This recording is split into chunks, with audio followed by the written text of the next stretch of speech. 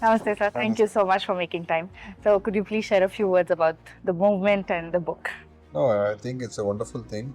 Uh, Neuro justice, I think this is a very important subject, which I think many people don't realize the need for this kind of academic work. And Dr. Sharan Srinivasan and Dr. Pratibha Sharan, both of them, they have been working in this field for a long time and eminent doctors, and they have done great work in this field. And I think they understand the problems that people have when getting justice for accident victims and serious impairment to get right due compensation and to get their claims sorted out in the courts. So they have faced a lot of problems and a lot of delayed judgments in court and delayed redressal. So I think how we can help in that, I think this book will contribute, specific to the legal fraternity, in understanding the complications in these accident cases, victims, brain injuries and neuro injuries, and how they have to look at disability and how they have to decide on what is the right compensation. So I think this book will really help the legal fraternity and judges to to come to a conclusion more faster. Right. So I think it's a great thing. Any other message you would like to know? I think these are basically, when it comes to accidents, I think every person should be responsible. They should try and follow the safety rules, because most accidents happen due to negligence and willful violation of law. So if we can all follow the law and be more disciplined, half the accident cases can reduce. So that is what I'll urge the people. Thank you, sir. Thank you so much for your time. Thank you. ನಮಸ್ಕಾರ sir, thank you so much ನೀವು ಬಂದಿದ್ದಕ್ಕೆ. Thank you. Sir, ಈ book ಬಗ್ಗೆ ನೀವು ಇದು accident ಆಗಿತ್ತು, ನಿಮಗೂ experience ಆಗಿದೆ, ಹಾಗಾಗಿ ನೀವೇನು ಹೇಳಕ್ಕೆ ಇಷ್ಟಪಡ್ತೀರಾ ಸರ್? ಅವರು ಈಗಾಗಲೇ ಒಂದು ಪುಸ್ತಕ ಬರೆದಿದ್ರು. ಅದನ್ನು ನಾವು ನೋಡಿದ್ವಿ. ಅದಾದ ನಂತರ ಎರಡನೇ ಪುಸ್ತಕ ಭಾಳ ಖುಷಿಯಾದ, ಈ ದೇಶದ ಸುಪ್ರೀಂ ಕೋರ್ಟಿನ ನ್ಯಾಯಾಧೀಶರಿಂದ ಇಂಥ ಒಂದು ಪುಸ್ತಕ ಬಿಡುಗಡೆ ಆಗಿದೆ.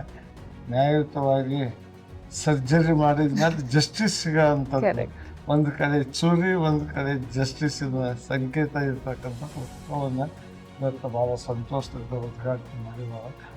ಇದು ಲಾಯರ್ಗಳಿಗೆ, ಜಸ್ಟಿಸ್ಗಳಿಗೆ, ಆಮೇಲೆ ಮುಂದೆ ಬರ್ತಕ್ಕಂಥ ಸ್ಟೂಡೆಂಟ್ಗಳಿಗೆ, ಲಕ್ಷಾಂತರ ಸ್ಟೂಡೆಂಟ್ಗಳಿಗೆ ಉಪಯುಕ್ತ ಆಗಬೇಕು ಅನ್ನೋ ನಮ್ಮ ಆಸೆ.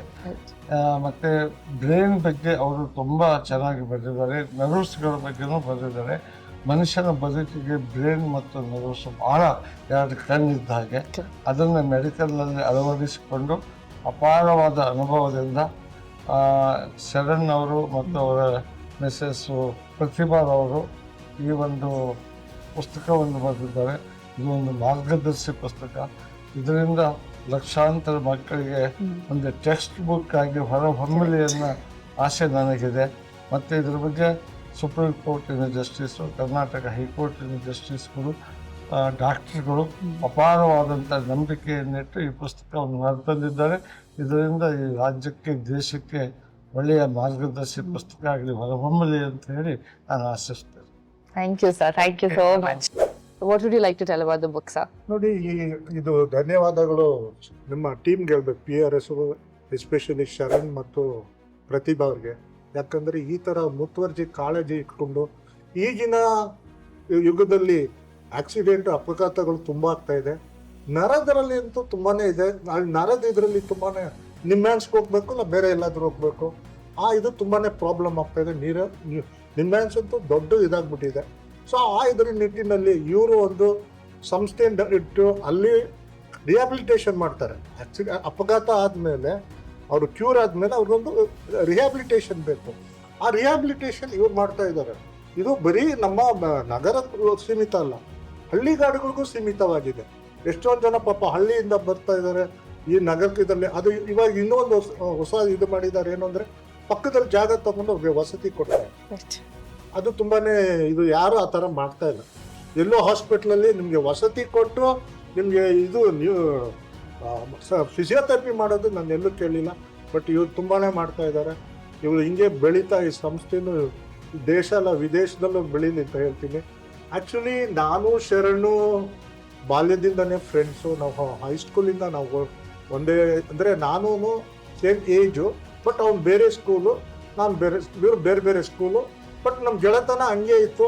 ಯಾಕೆ ರೈಲ್ವೆ ಟ್ರ್ಯಾಕ್, ನಾವು ಹೆಂಗೆ ರೈಲ್ವೆ ಕಂಬಿಗಳು 2 ಕಂಬಿ ಇದೆಯೋ ಅದೇ ಥರ ಈಗಲೂ ನಾವು ಹಾಗೆ ಇದ್ದೀವಿ, ಮುಂದಕ್ಕೂ ಹಂಗೆ ಇರ್ತೀವಿ ಅಂತ ನಾನು ಹೇಳ್ತೀನಿ.